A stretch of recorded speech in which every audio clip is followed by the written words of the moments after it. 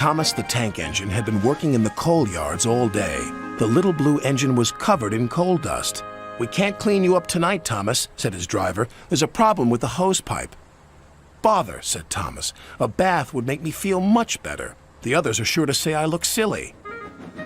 But the engines were too busy arguing to notice Thomas. James was talking loudest of all. "I deserve a new coat of paint. Sir Topham Hatt says I'm the pride of the line, and—" "Rubbish," huffed Henry. "We're all the pride of the line." "It's been like this all day," confided Percy to Thomas. "James is getting a new coat of paint and won't stop boasting about it." "Why, James? I'm the one who needs a new coat. Look at me."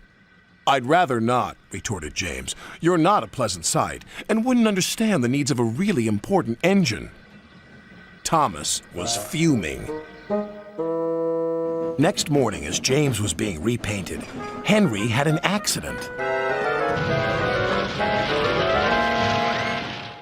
"If you can't push cars properly, Henry, why not talk to a tree instead? You know how much you like the forest." "As a matter of fact, Bossy Boiler, Sir Topham Hatt is inspecting the island for trees that are too close to the line. He's worried they might cause trouble." "Pah!" laughed James. "If I came upon a tree, I'd just push it aside." "Really?" Henry replied. Soon James was showing off his paintwork. "Make way for an important engine."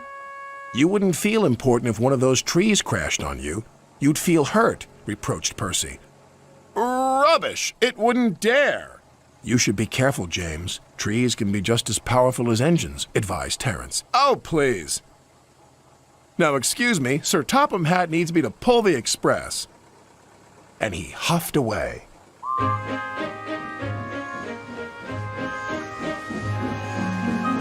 But James was wrong. "You must go to the yards and collect an important goods train, James. It's heavy, so be careful," said Sir Topham Hatt. "But, sir, I've just been repainted. Can't Thomas or Percy do it? They're dirty and like working with freight cars." "Really useful engines don't argue." So James didn't. By the time he arrived at the yards, the weather had changed for the worse. "Your color's nice, James. Pity about your face, though," said a freight car. James ignored them and set off.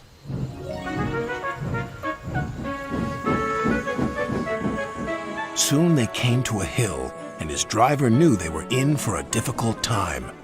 An old tree close to the track was being blown by the strong winds, and the rain had weakened the slope.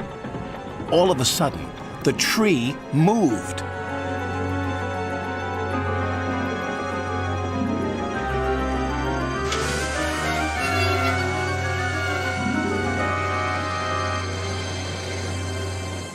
"Oh, help!" cried James. "Go away!"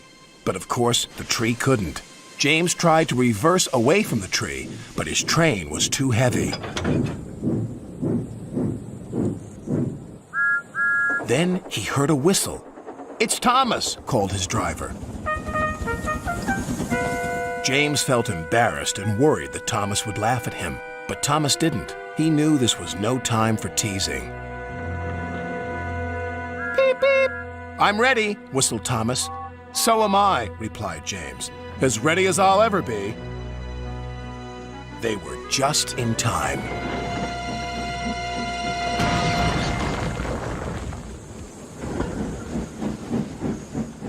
Later, James spoke to Thomas. "Percy and Terence were so right to warn me. Thank you for rescuing me, Thomas." "Oh, that's all right. We engines must pull together, whatever the weather." Just then, Edward bustled in. "Sir Topham Hatt thinks you're both brave engines. Thomas, you're going to have a new coat of paint. And James, Sir Topham Hatt says that tomorrow you'll pull the Special Express." Everyone was very happy.